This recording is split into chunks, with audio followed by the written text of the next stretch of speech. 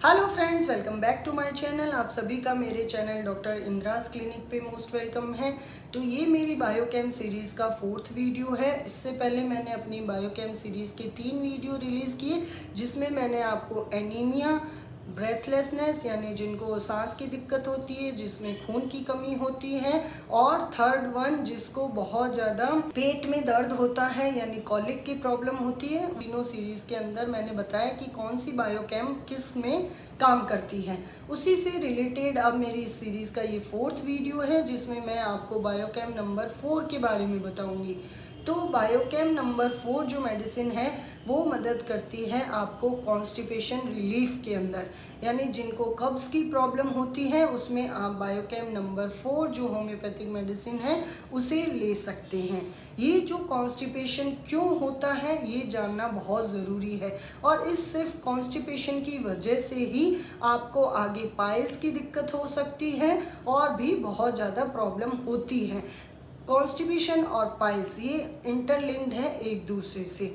बहुत से ऐसे ओपीडी में केसेस आते हैं जहाँ पे पेशेंट अपनी पाइल्स की प्रॉब्लम लेके आता है, लेकिन जब उनसे हिस्ट्री पूछते हैं तो पता चलता है कि वो कॉन्स्टिपेटेड हैं और उन्हें बहुत टाइम से कॉन्स्टिपेशन की शिकायत है, जिसकी वजह से वो अब पाइल से सफ़र कर रहे हैं। अभी कॉन्स्टिपेशन की शिकायत के लिए बच्चे भी बहुत से आते हैं, पेरेंट्स ऐसे जो बोलते हैं कि हमारे बच्चे को भी कॉन्स्टिपेशन है। सबसे पहले तो कॉन्स्टिपेशन क्या है?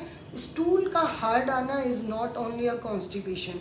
कॉन्स्टिपेशन वो है जहाँ आपका बच्चा 3-4 दिन तक ही फ्रेश नहीं हो पा रहा है। अगर आप 2 दिन से एक बार भी फ्रेश हो रहे हैं, प्लस आपको कोई भी डाइजेशन पेट की शिकायत नहीं है, आपकी जो स्टूल है उसको पास करने के लिए भी आपको कोई मशक्क़त नहीं करनी पड़ रही है, तो आप मान सकते हैं कि आप कॉन्स्टिपेटेड नहीं हैं। डेली आप फ्रेश हो ऐसा भी ज़रूरी नहीं है, बट अगर आप फ्रेश होते हैं और आपका स्टूल बहुत ज़्यादा हार्ड आ रहा है, आपको स्टूल करने में बहुत प्रॉब्लम हो रही है, साथ ही आपको कभी पेट फूलने की शिकायत हो रही है, कभी एसिडिटी हो रहा है, यानी कि कोई ना कोई अल्टरनेट साथ में दिक्कत हो रही है, तो आपको उस कॉन्स्टिपेशन का ट्रीटमेंट करना ज़रूरी है।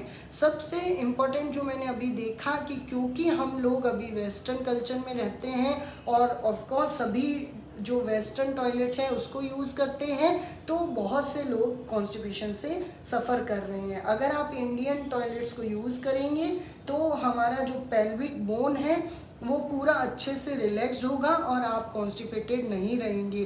तो ये एक है जो मैंने हर किसी को एडवाइस किया है, और जिनको भी एडवाइस किया है उन्हें विदाउट मेडिसिन भी बहुत फ़र्क पड़ा है, क्योंकि हमारी पेल्विक एरिया बहुत ज़्यादा डिपेंड करता है हमारे जब भी डिफिकेशन के प्रोसेस के अंदर, यूरिनरी प्रोसेस के अंदर। तो वेस्टर्न टॉयलेट्स हैं उनमें जब हम बैठते हैं तो उतना प्रेशर पेल्विक एरिया पे नहीं लगता है, वहीं अगर हम इंडियन टॉयलेट्स पे बैठेंगे तो हमें वो प्रेशर ज़्यादा लगेगा और हमें इजीली स्टूल पास आउट हो जाएगा।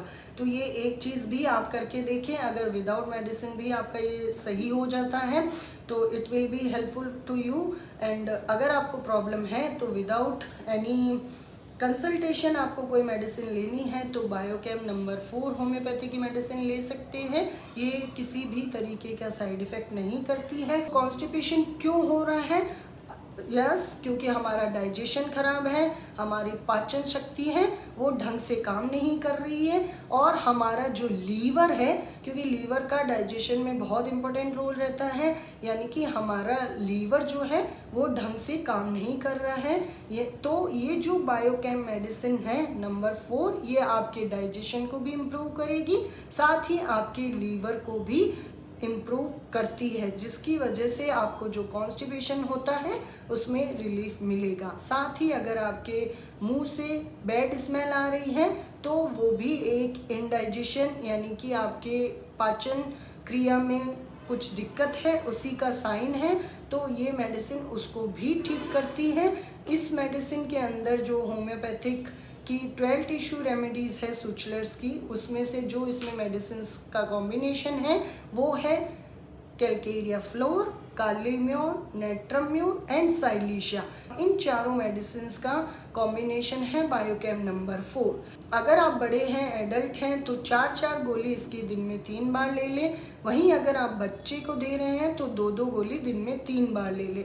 साथ ही अगर आपकी किसी और दिक्कत है और कोई कारण रहता है इस मेडिसिन को लेने के बाद भी अगर आपका कॉन्स्टिपेशन सही नहीं हो रहा है, तो आप नियर बाई होम्योपैथ डॉक्टर के पास जाएं, उनसे कंसल्टेंसी लें। जब वो आपकी टोटलिटी ऑफ सिम्टम पे आपको मेडिसिन देंगे तो आपका कॉन्स्टिपेशन भी रिलीफ हो जाएगा, यानी कि क्योर ही हो जाएगा।